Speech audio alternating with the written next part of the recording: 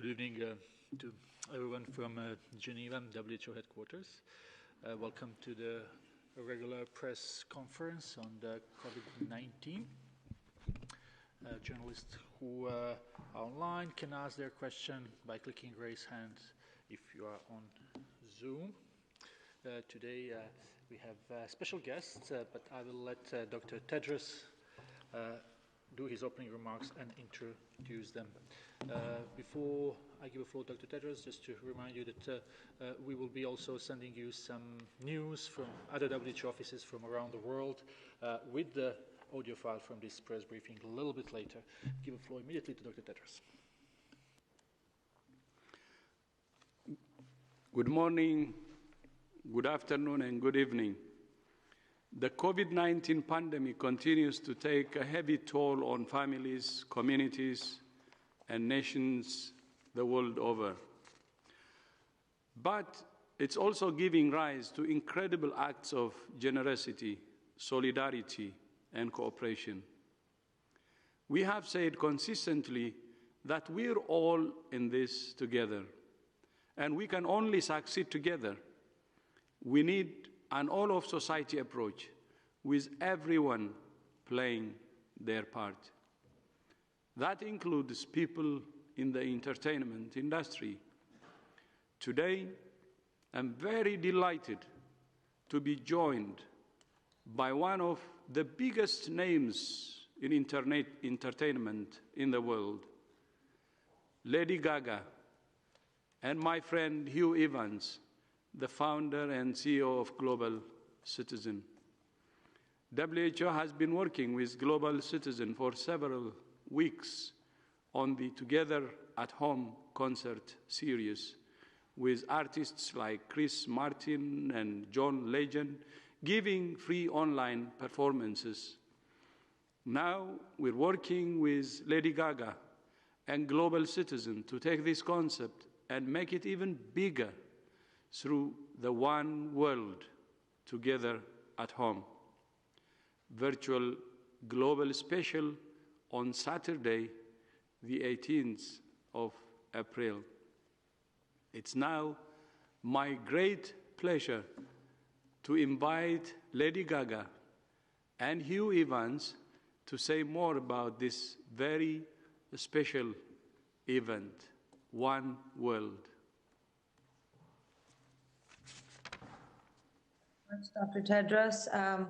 Good morning, good afternoon, and good evening to everyone who's listening and watching. I would like to thank the World Health Organization and the United Nations, as well as Global Citizen. Thank you very much, Dr. Tedros and Hugh Evans, for all of your leadership in this fight against COVID-19. And thank you very much to the World Health Organization for asking me to collaborate with you on this special. We are also very grateful to all of the healthcare professionals across the country and around the world who are on the front lines during COVID-19. This global pandemic is a catastrophe. I'm so thankful to them, and I'm also praying for those who are sick. It's been a pleasure to partner with Global Citizen, and we have been working all together behind the scenes to raise money for the World Health Organization. I would also like to send my prayers as well to people that are losing their jobs and are having a hard time feeding themselves and their children. We are raising money for the World Health Organization's COVID-19 Solidarity Response Fund.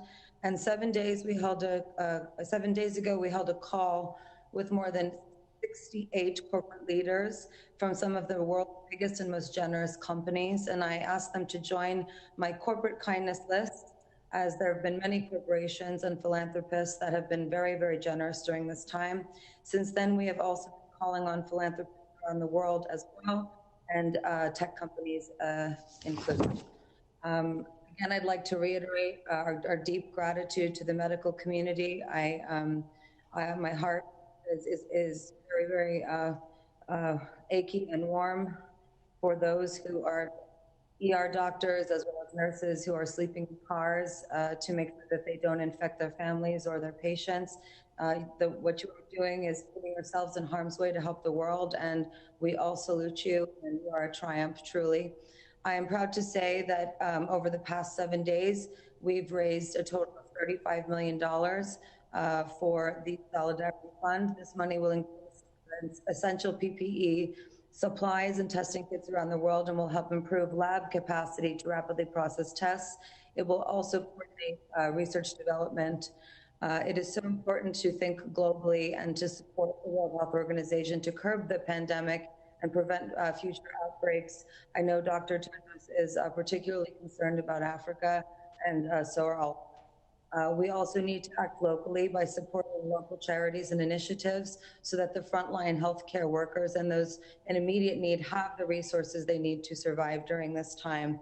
It has been an honor to help with this huge broadcast event, which will take place on April 18th, where we need to tell the stories of and celebrate the frontline community, healthcare workers, and their acts of kindness. We will be on different networks, many networks actually, and I wanted to talk a little bit broadly about what we're going to be doing.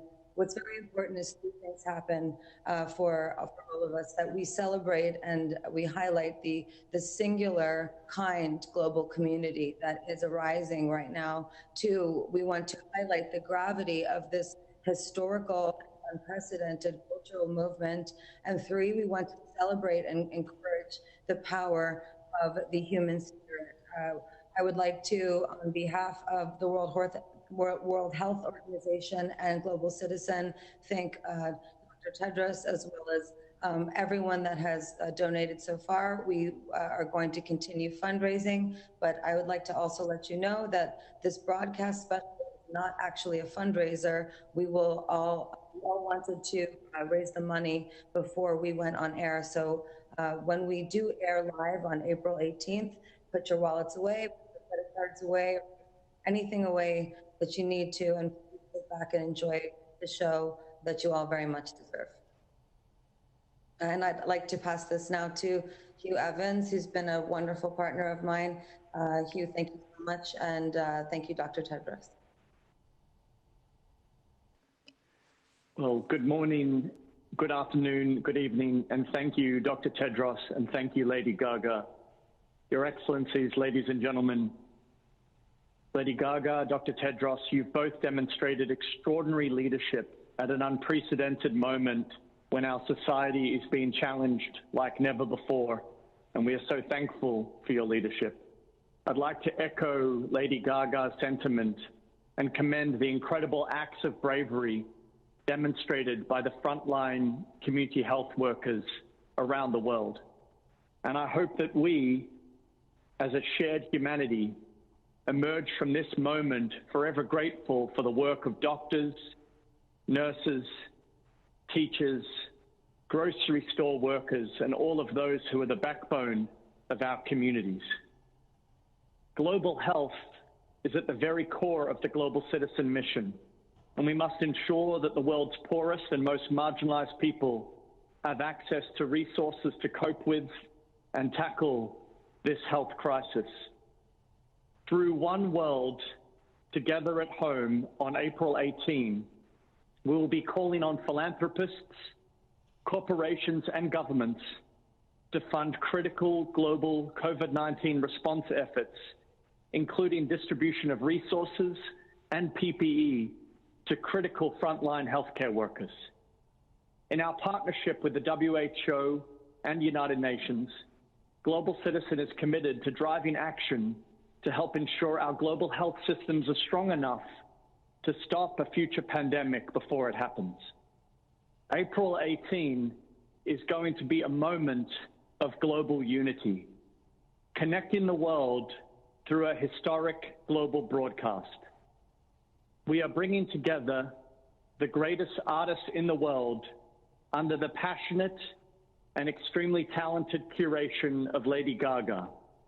In alphabetical order, some of the artists we'll be announcing today include Alanis Morissette, Andrea Bocelli, Billie Eilish, Billie Joe Armstrong of Green Day, Burna Boy, Chris Martin, Sir David Beckham, Eddie Vedder, Sir Elton John, Phineas, Idris and Sabrina Elba, J Balvin, John Legend, Casey Musgraves, Keith Urban, Kerry Washington, Lang Lang, Lizzo, Maluma, Sir Paul McCartney, Priyanka Chopra Jonas, Shah Rukh Khan, Stevie Wonder, and many more to be announced over the coming weeks from all corners of the globe under the passionate and extremely talented curation of Lady Gaga. We are grateful to all of you for participating and supporting this critical effort. One World Together at Home will be broadcast live on Saturday, April 18th, 2020 at 5 p.m. PDT, 8 p.m. EDT, and 12 a.m. BST, airing on ABC, NBC, Viacom and CBS networks, iHeartMedia, and Bell Media networks and platforms in Canada. Internationally, BBC One will run the program on Sunday, April 19, and additional international broadcasters include beIN Media Group, MultiChoice Group, and RTE in Ireland. The digital broadcast will celebrate and support brave community health workers who are doing life-saving work on the front line. And we've all seen the limitations of world leaders around this world to step up and face this extraordinary challenge. And we want to do our bit to support the essential work of the World Health Organization, driving action and raising critical funds. Thank you again, Dr. Tedros, and thank you, Lady Gaga, for your leadership. Thank you all.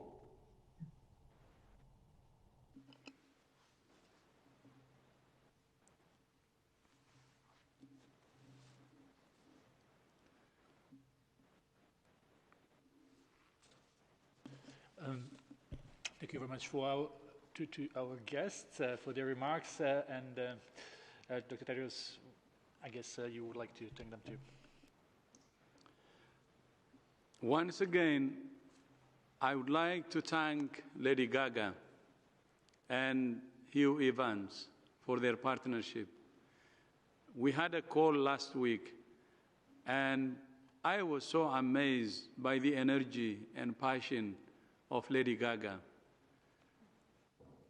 It's incredible commitment to humanity. And that's when I said, I think what she has planned can happen. It's bring the world together to improve awareness and to mobilize resources to fight the pandemic. So I thank her for her incredible passion and commitment and leadership, and also to my friend Hugh Evans for connecting all the dots and for his leadership. We all look forward to joining you for the One World Together at Home concert on the 18th of April. As the pandemic continues to recognize that individuals and governments want to do everything they can to protect themselves and others, and so do we. We understand that some countries have recommended or are considering the use of both medical and non-medical masks in the general population to prevent the spread of COVID-19. First and foremost, medical masks must be prioritized for health workers on the front lines of the response. We know medical masks can help to protect health workers, but they're in short supply globally. We're concerned that the mass use of medical masks by the general population could exacerbate the shortage of these specialized masks for the people who need them most. In some places, these shortages are putting health workers in real danger. In healthcare facilities, WHO continues to recommend the use of medical masks, respirators, and other personal protective equipment for health workers. In the community, we recommend the use of medical masks by people who are sick and those who are caring for a sick person at home. WHO has been evaluating the use of medical and non-medical masks for COVID-19 more widely. Today, WHO is issuing a guidance and criteria to support countries in making that decision. For example, countries could consider using masks in communities where other measures such as cleaning hands and physical distancing are harder to achieve because of lack of water or cramped living conditions. If masks are worn, they must be used safely and properly.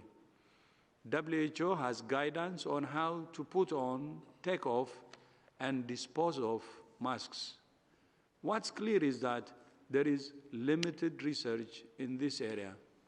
We encourage countries that are considering the use of masks for the general population to study their effectiveness so we can all learn.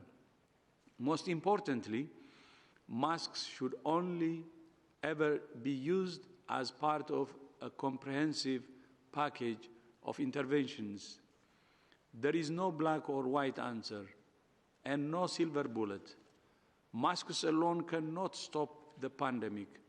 Countries must continue to find, test, isolate, and treat every case and trace every contact.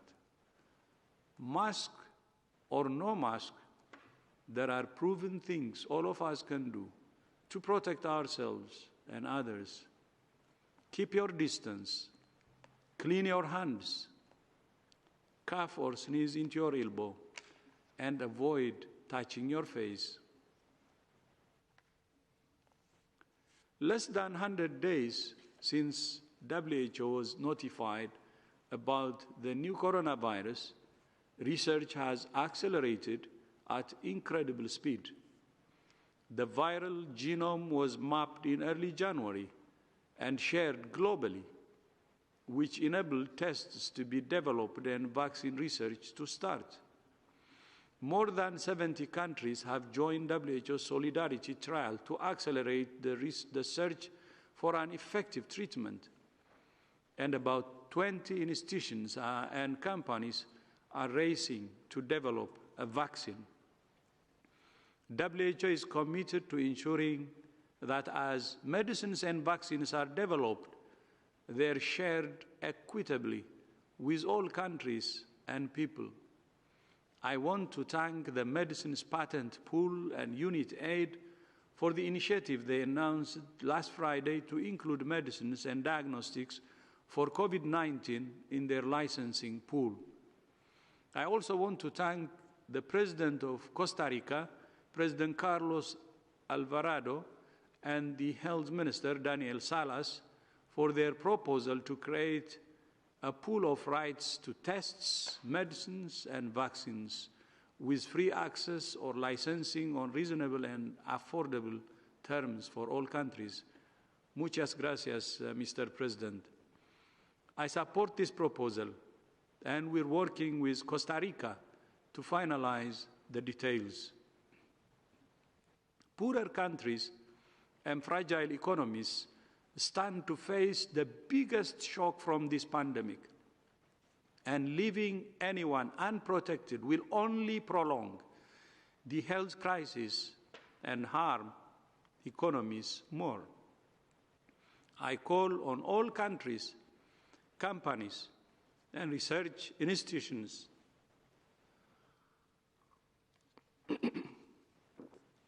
to support open data, open science, and open collaboration so that all people can enjoy the benefits of science and research. Finally, we're nearing the end of the Ebola outbreak in the Democratic Republic of the Congo. This is one good news. If there are no more cases, the government of the Democratic Republic of Congo could declare the outbreak over as early as this Sunday. We are not there yet, and we remain on full response mode. We're continuing to investigate alerts and to test samples. This would not have been possible without the incredible health workers who have put themselves at risk for more than 18 months to stop this outbreak. Just as health workers are putting themselves in danger to save lives from COVID-19, health workers in DRC faced the double threat of fighting a deadly virus in one of the world's most dangerous and unstable regions, exposing themselves to Ebola and bullets. Tomorrow, as you know, is WHO's birthday, a day we celebrate each year as World Health Day. This year, we're paying tribute to the incredible contribution of all health workers, especially nurses and midwives.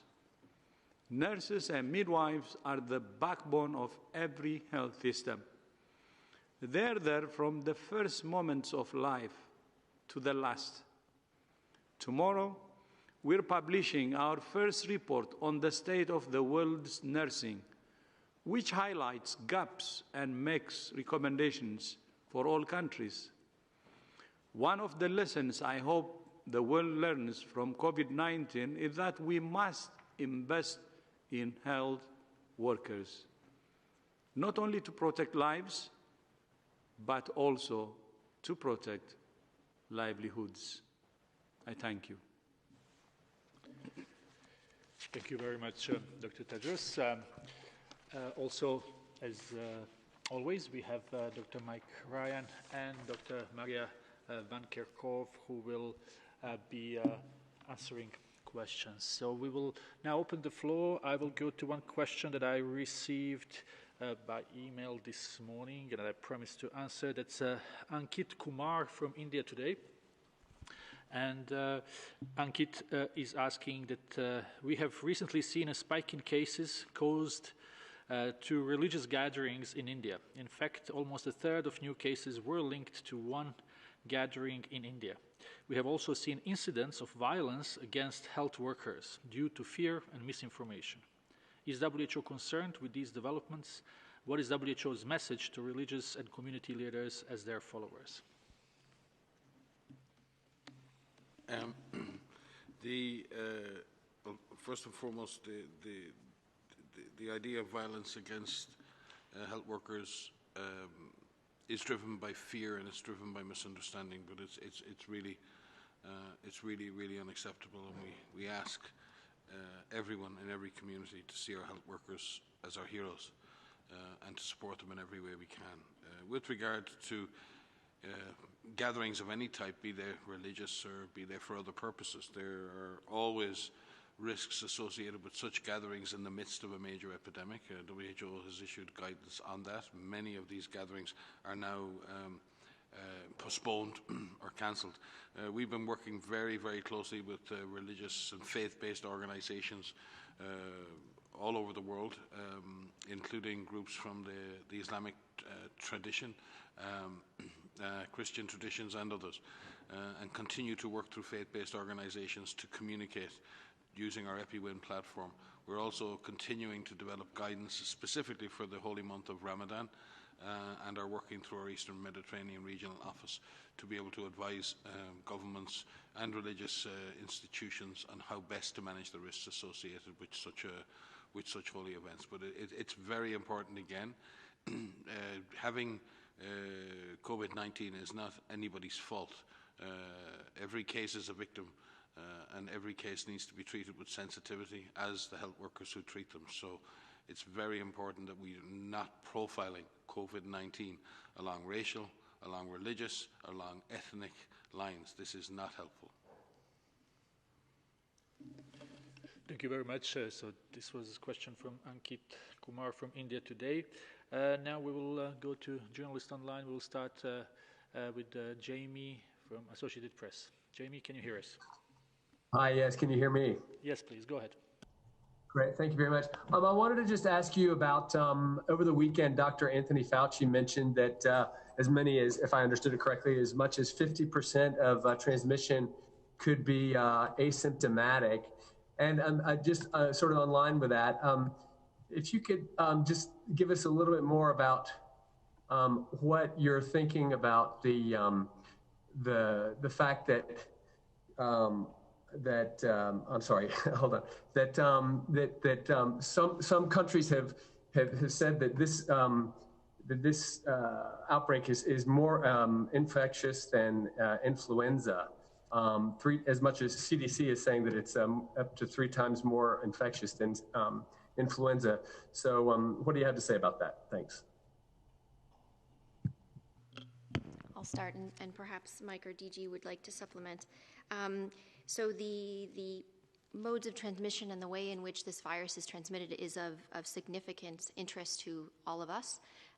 And what we are doing is we are working with member states, we're working with everyone that's affected by this, looking through the research and trying to understand when most transmission is happening, when any transmission is happening. And what we know from reports, what we know from published literature, is that the predominant way in which transmission is occurring is among symptomatic individuals. And these are people that can be symptomatic very, very early on in symptoms, even when they start to feel a little bit unwell. And this is supported by some data that actually tries to attempt to capture virus from individuals who are symptomatic. We also know that it's possible that people can transmit in the few days before they become symptomatic or in their pre-symptomatic phase. There have been some studies that have come out, and we learned about this when we were on mission in China back in January and early February, that there are individuals that can shed virus 1 to 3 days before they develop symptoms. However, it's very important to note that even if you are pre-symptomatic, or even if you don't have any recognized symptoms, you still have to transmit through droplets. You still have to have these infectious particles that come out of your nose and your mouth. And so while we know that that is possible, we do not believe that that's a major driver of transmission. Now, we've also seen modeling estimates that suggest that there's large numbers of unrecognized transmission.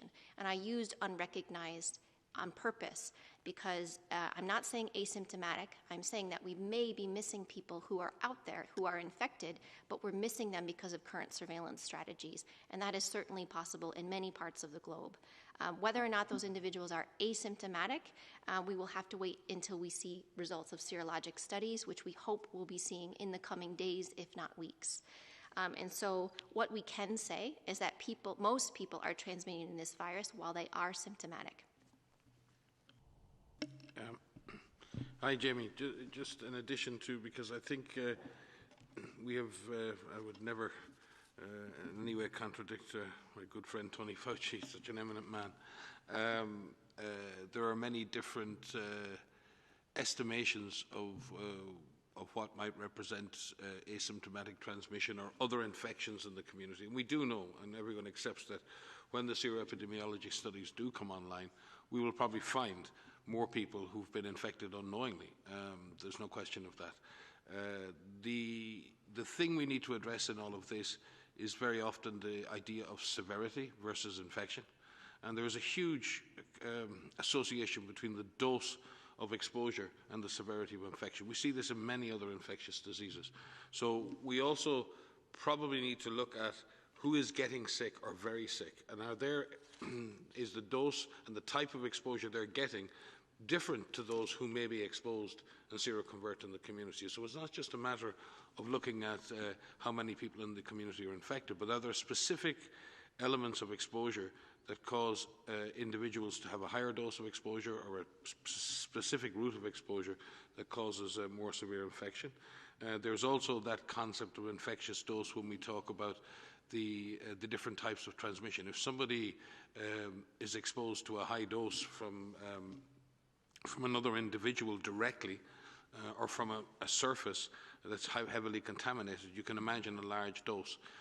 In other circumstances, individual particles or virus particles potentially floating through the air, it can be demonstrated that that may happen in certain circumstances, certainly in healthcare settings.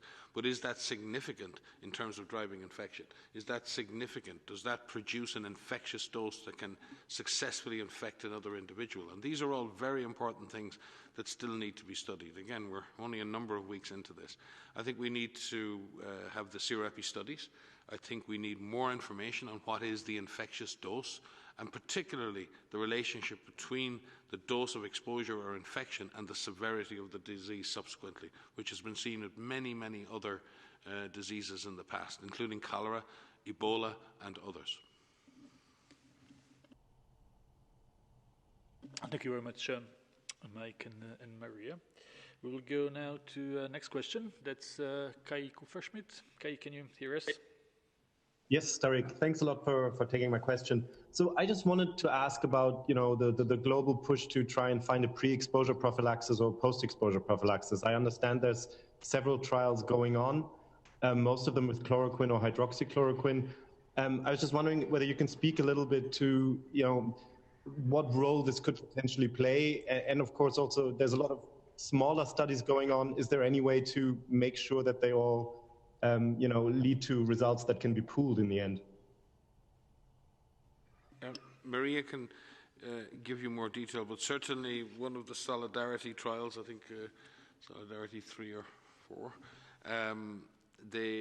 we have one of the trials under design, which will be a multi-center study, which will look at prophylaxis in healthcare workers to see whether there's evidence that giving lower doses of drugs like chloroquine or hydroxychloroquine to health workers would reduce their risk of becoming infected in a healthcare environment. Those studies are certainly underway. And again, there are a number of those studies underway in smaller studies around the world. But again, as WHO, we're trying to bring together a larger set of collaborative studies that will give us the answers we need. In terms of post-exposure prophylaxis, I don't believe we have at the moment studies planned, but Maria can speak to that. But there is certainly evidence for the use of, not proven evidence of effectiveness, but there are a number of studies underway and trials underway that use hyperimmune globulin in the treatment of disease. In other words, they use the plasma, purified plasma of recovered individuals to give an antibody boost to people who are suffering the disease. Similar approaches have been used in post-exposure prophylaxis for other diseases, but Maria may be aware of studies underway in that area. Only to add that we have, as you mentioned, there are a number of smaller studies that are happening globally and across a large number of countries. We have teams through our science division and through GORN, through the Global Outbreak Alert Network, who are pulling together available literature on a number of topics, one of which is actually looking at different types of therapeutics and drugs. And the idea is until we can actually have a study that pulls together enough of a sample size to get these answers to these questions, we're trying to evaluate every piece of evidence that is published so that we could look at the way in which these studies were done. We can look at the strengths, we can look at the limitations, so that can help guide us closer towards an effective treatment for COVID-19. Thank you very much. Next question is from BFM Radio. Is it Kate who is from BFM Radio with us? Yes, hi, good evening, or good morning. I'm actually from BFM Radio Malaysia. My question is that many countries around the world, they have imposed lockdowns or some sort of restrictions of movements of, so I was just wondering what WHO's guidance would be. What's the sweet spot, so to speak, the kind of data that governments need to consider before lifting or relaxing some of these lockdowns? Thank you very much. Thank you. It is a difficulty for governments right now because the lockdowns in many situations are proving effective in dampening the flames of the epidemic in those countries. But those lockdowns are also causing great economic hardship. And everybody, especially in the developing world, needs to get to a more sustainable way of managing this epidemic and controlling COVID-19 without continuing to damage economic and social life. The transition strategy out of lockdown requires a calibrated, stepwise approach. It would be probably very inadvisable just to lift a complete lockdown, all of the measures, because lockdowns are a general term that include closure of schools, closure of churches, stay-at-home orders, closure of workplaces. It's a mixture of different things, and I think each government needs to break out what does our lockdown actually constitute? What are the elements of our lockdown? Where is that happening in the country? Do we now understand the epidemiology of the disease in each area in which we have an element of lockdown or shutdown? And then to chart a path out, you have to build strong public health capacity to take over from the lockdown. In other words, the lockdown is pushing the disease down by putting people back in their homes, by separating communities. Once you raise the lockdown, you have to have an alternative method to suppress the infection. The way to do that is active case finding, testing, isolation of cases, tracking of contacts, quarantining of contacts, and strong community education and participation and ownership around normal physical distancing, hygiene, and giving communities the power to control infection by in effect, managing their own physical distance, managing their own capacities to support the response. In that situation, if you have strong public health capacity, if you've got a community that's mobilised and empowered, and if you've strengthened your health system, then you're potentially in a position to start unlocking or unwinding the lockdown. The specific parameters you need to be looking at are things on two sides. One is it would be very inadvisable to lock down if the number of cases coming through the hospital are already at a level where your occupancy of beds is nearly at 100%. You need to be in a position where you now have free beds in your system so that you're managing and coping with the caseload. And that means you have some absorption capacity left. You need to look at things like the doubling rate. How many days does it take for the number of cases to double? You need to look at positivity rates. What proportion of all samples that we test are positive? You'll see in somewhere like Korea, they're testing 2 to 6% of their samples they test are positive. Last week in New York, 37% of tested samples were positive. So you need to carefully look at what proportion of people I test are positive. You need to look at the number of contacts that are generated per case. And it goes on. And WHO will be issuing guidance to countries that is much more specific around the parameters they should be looking at. There are no absolutes here. There are no answers. There are no numbers that say, if this number is this, then you do that. That doesn't exist. But what we can do is offer countries very specific measurements that they need to look at to chart the path out of lockdown. And that stepwise approach of unlocking somewhat and then waiting to see. I think you need to say we will stop doing this element of the shutdown, and then we will wait and we will look at the data. And if that works, we go to the next stage and the next stage. So a careful, calibrated, stepwise exit from lockdown with putting in place public health capacities, putting in place community capacity, building the capacity of the health system to cope should the disease bounce back up. That's the safe path out of lockdown. We want to achieve it as quickly as possible. And we want to avoid many countries going into that circumstance. And we still have many countries around the world who are not in a lockdown situation. In fact, their epidemiology would suggest they can avoid the worst of this. And we need to support them to avoid them going into that situation. The most damaging lockdowns are in many developing countries where people, as the DG has said many times, can live from hand to mouth, not from paycheck to paycheck, but from day to day. And we have to find adapted solutions around lockdown and around disease control in vulnerable peri-urban populations living in poverty, in poor rural communities. And we have to find other ways to manage, alternative, adapted ways to manage lockdowns or slowdowns or shutdowns in those situations. Thank you very much. So this was Kate from BFM Radio from Malaysia. Now we will go to Nigeria to Metro Star, and it's Innocent. Innocent, can you hear us? Thank you. Can you hear me? Not very well, but we will try. Please go ahead. Okay, thank you for taking my question. I have two questions to ask. One, how will WHO assess Africa country and what they've done concerning the lockdown and management of COVID-19? And then the second one, there's a news going around that vaccines are to be tested on Africa when it's developed. How true is that? And is there a window that in the nearest future, vaccine will be developed for COVID-19? Thank you.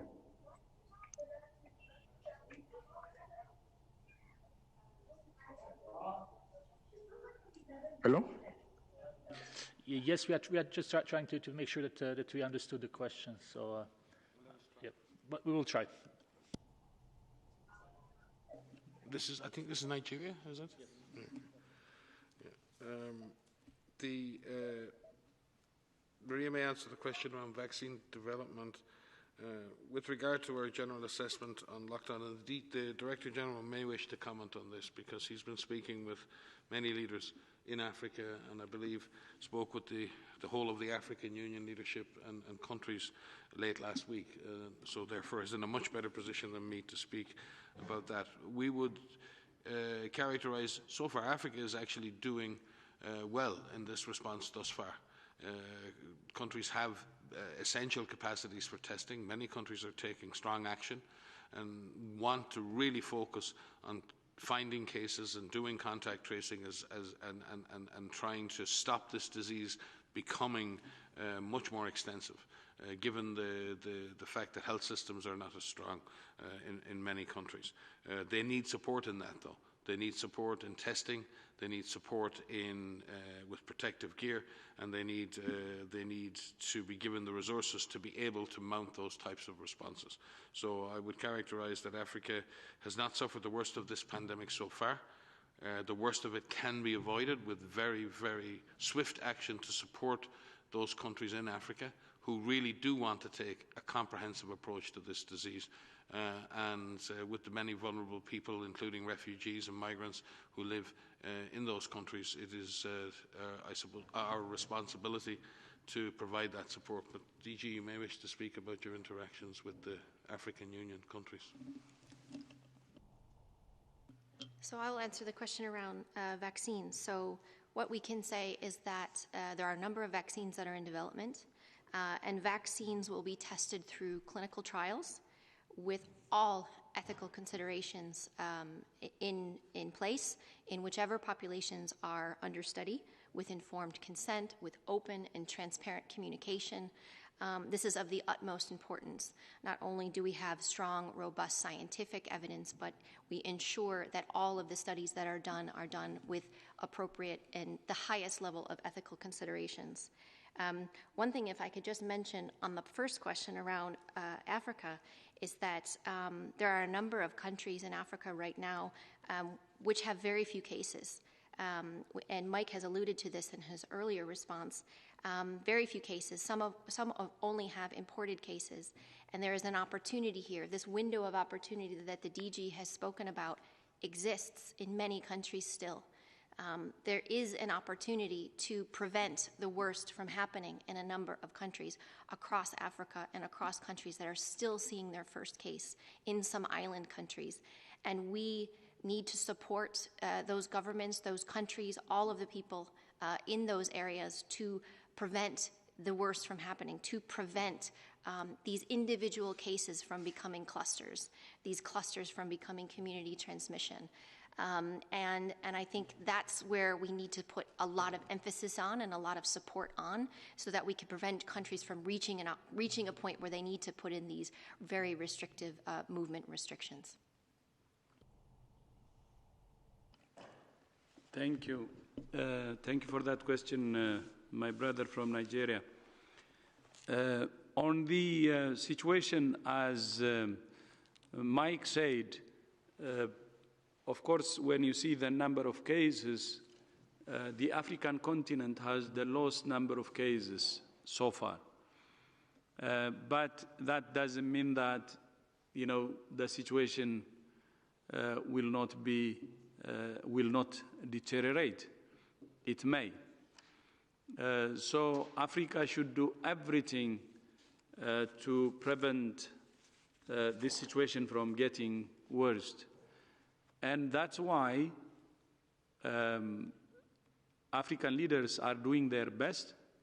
I had a chance to participate in a meeting, a leaders' coalition, which was arranged or invited by the current chairperson of the African Union, the President of South Africa, President Ramaphosa, and many leaders from all corners of the continent have actually participated. And the main agenda is to have a continental strategy and also, make sure that that continental strategy helps the national strategy. But in addition to coalition of political leaders or the heads of states and government, they have also agreed to have business leaders, coalition of business leaders. And business leaders in Africa are also getting together because Africa will need resources. And one of the major problems that was identified during the discussion was especially shortage of equipment, starting from medical equipment, test kits, PPE and test kits, and so on. And the leaders have agreed to look for concrete solutions to address the problem. And they also believe that, considering the number of cases we have in the continent, testing cases, tracing contacts and isolating them, and meaning using the comprehensive approach will actually help. They believe that lockdowns alone may not help, or the physical distancing alone cannot help.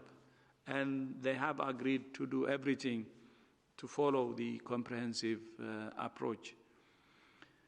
And from WHO side, we have been supporting, and we improved the testing capacity in Africa significantly in the past 2 months, and many countries in Africa have now testing capability, although we may have shortage of test kits. But we're working on that too, and we're finding different ways of addressing the gap. But we will support the African Union, we will support the Africa CDC, and also we will continue working through our regional office in Congo, Brazzaville, our WHO regional office, and continue to support and fight the pandemic together. Then on the vaccines issue, there was, I think, a comment last week from some couple of scientists who said the testing ground for the new vaccines will be Africa. To be honest, I was so appalled, and it was a time when I said, when we needed solidarity, this kind of racist remarks actually would not help. It goes against the solidarity.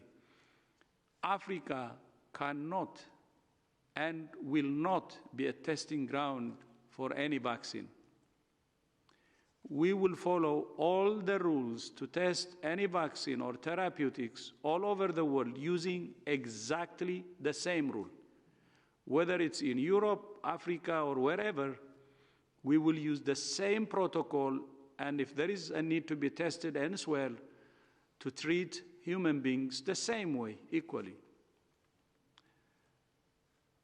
And the hangover from a colonial mentality has to stop. And WHO will not allow this to happen. And it was a disgrace, actually, and appalling to hear during the 21st century from scientists that kind of remark. And we condemn this with the strongest terms possible. But we assure you that this will not happen in Africa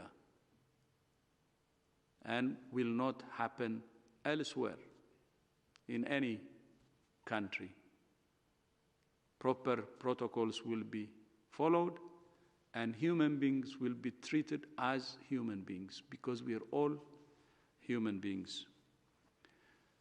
Then, after saying this, the vaccine development, we're addressing two issues, and we will be announcing as soon as possible, hopefully during this week, a big initiative to accelerate the research and development and production of vaccines, and also design mechanisms for equitable distribution of the vaccines.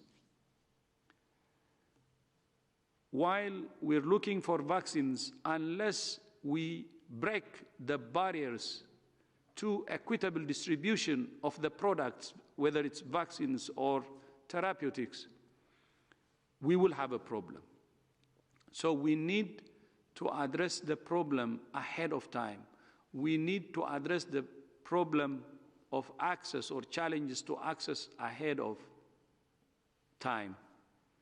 And that's why we will put together a mechanism, and we will appoint senior people from the North and South that will work out the details on how they can accelerate production, but at the same time, how they can ensure equitable distribution. And solidarity is very important here. When a vaccine or a medicine is ready, we have to be able to deliver it to all over the world. There should not be a divide between the haves and the have-nots.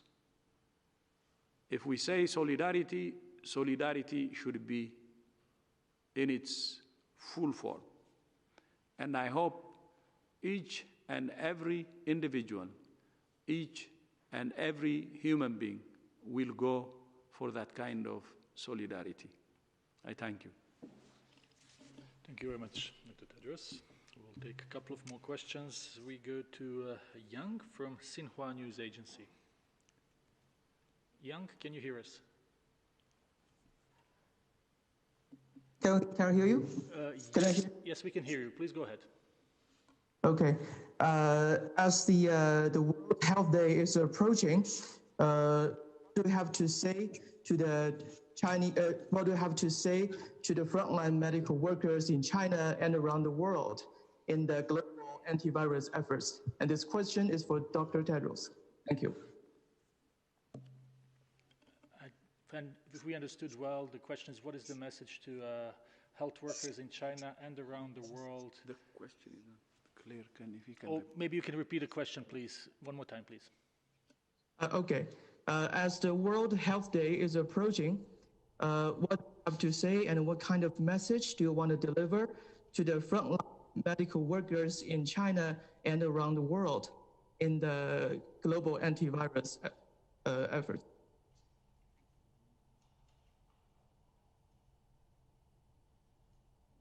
I think I have said it earlier. As you know, this is the year of the nurse and the midwife, 2020. And we were ready to celebrate it in a big way. And it was the main event actually in our, was supposed to be a main event in our assembly in mid-May. Unfortunately, there is we're in this situation. But we will be launching a report tomorrow. This is the first of its kind. It's a report on the state of nursing. We will launch it tomorrow. That's during the World Health Day. But while launching that report, although it's about nursing, we will celebrate all health workers, midwives, pharmacists, doctors, you name it. I think the world is now seeing how, the importance and the central role that health workers play. People, when they're asked, of course, to choose, they would say health first. Because it's only when you're healthy that you can aspire anything. Whether it's wealth or fame or anything, it doesn't matter if you're not healthy. If you're not healthy, the first thing you ask for is to get back your health. And our health workers are making sure that happens. And they're central and very important for any individual. So not only during COVID, but during other times too, health professionals are very important because they are safeguarding that very important aspect of life, that's health. So we have to celebrate them every day. Of course, during COVID, we can see to what extent they're sacrificing. We have lost many of them. They're dying while saving lives. So my message first is to the public at large, that each and every individual should recognize, whether it's during normal times or pandemics like now, to recognize the role of health professionals and to help them, to protect them, to really appreciate and respect what they're doing. And to the health workers, although you're doing, especially during this COVID pandemics, although you're working in a difficult situation, you should know that your work is the most blessed one. Your work is something special to the extent of losing your life while helping others to live. And we respect you and appreciate you for that. And we also believe in you and that you will do everything to control this pandemic. But you should know that you have, and the world understands, the most important job. We can see the humility which is coming from some leaders because of this pandemic. I know they're seeing, starting from their own life and the whole world from a different prism. And they will also see your role. But the most important is not the recognition from the public or from leaders, but the internal commitment and passion you have and believing that you're doing the most blessed thing. And you have all our respect and appreciation. And we believe in you that together we will finish this pandemic. And all the respect and appreciation we have to you, the greatest respect and appreciation ever. Thank you. Thank you very much, Dr. Tedros. I think this important message will be heard from everyone, and we will conclude this press briefing with these important words from Dr. Tedros. We will have an audio file available in minutes to come, and we invite you for our next briefing on Wednesday. Thank you.